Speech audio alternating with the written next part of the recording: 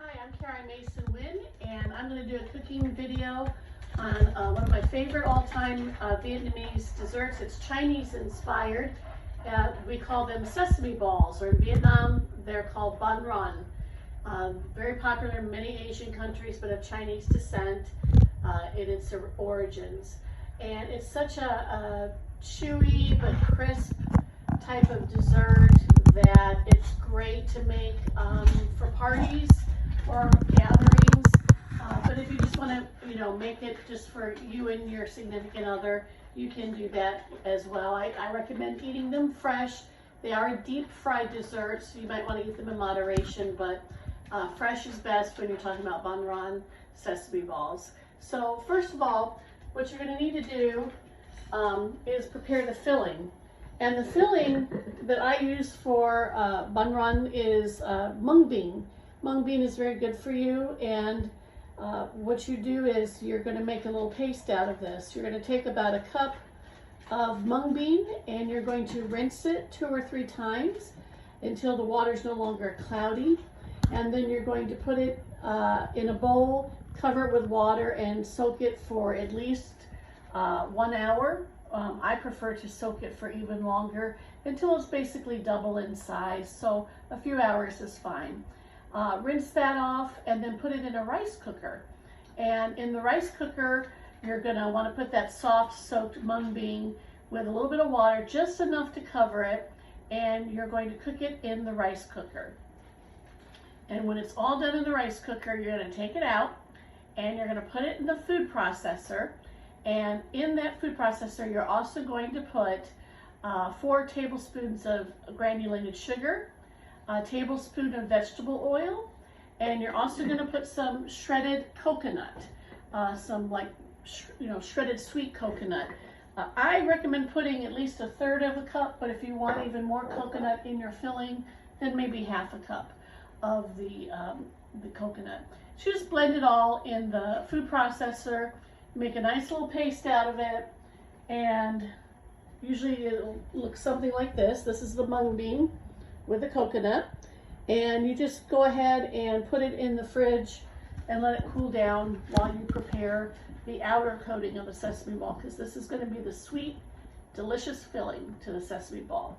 So the coating, this is a glutinous rice flour type of dessert, so it's gluten-free, but you're going to mix well, first of all, what I do is I usually will prepare by potatoes. And so you're going to take instant potatoes. Yes, I said potatoes in this dessert.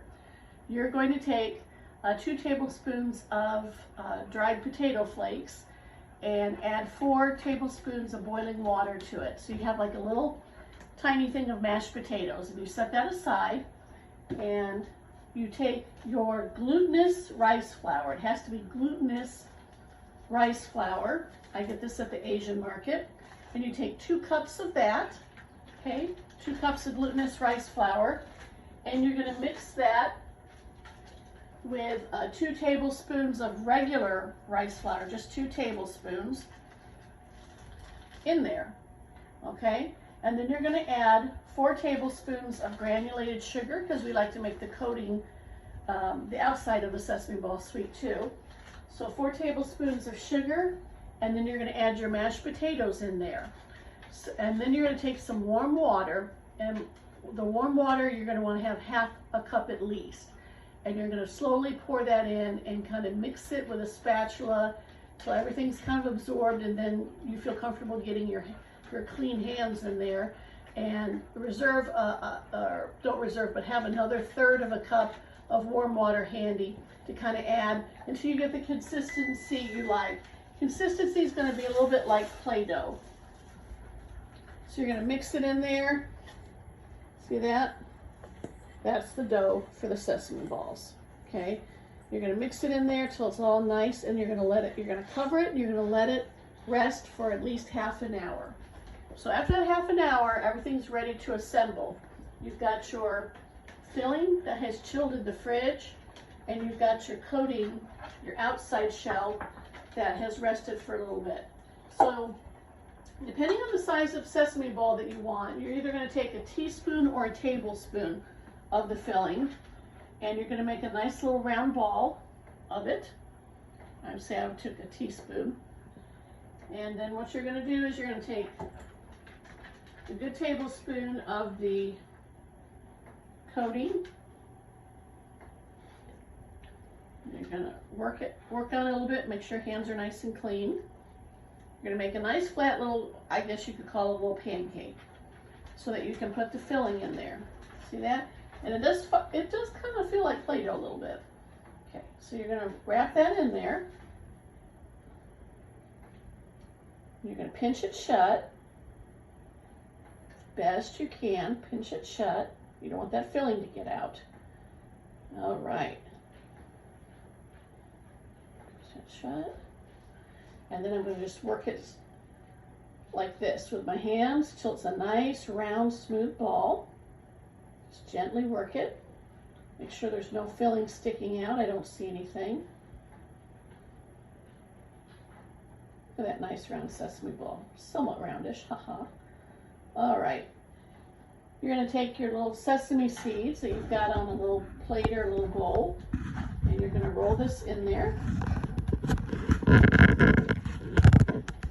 Kind of gently press it in there so it's got an even coating.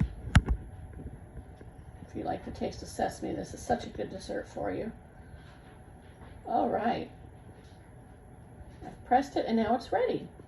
And so what we're going to do is we're going to put several of these in some hot oil. You can use a deep fryer, you can use a pan that just has a couple of inches of oil in it.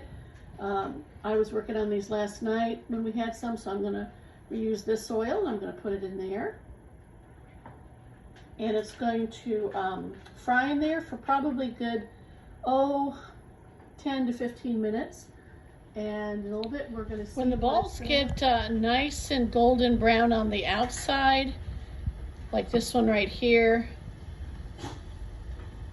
you know that it's done. And what you're going to want to do is either put it on a paper towel, or what I like to do is put it on just a little cooling rack.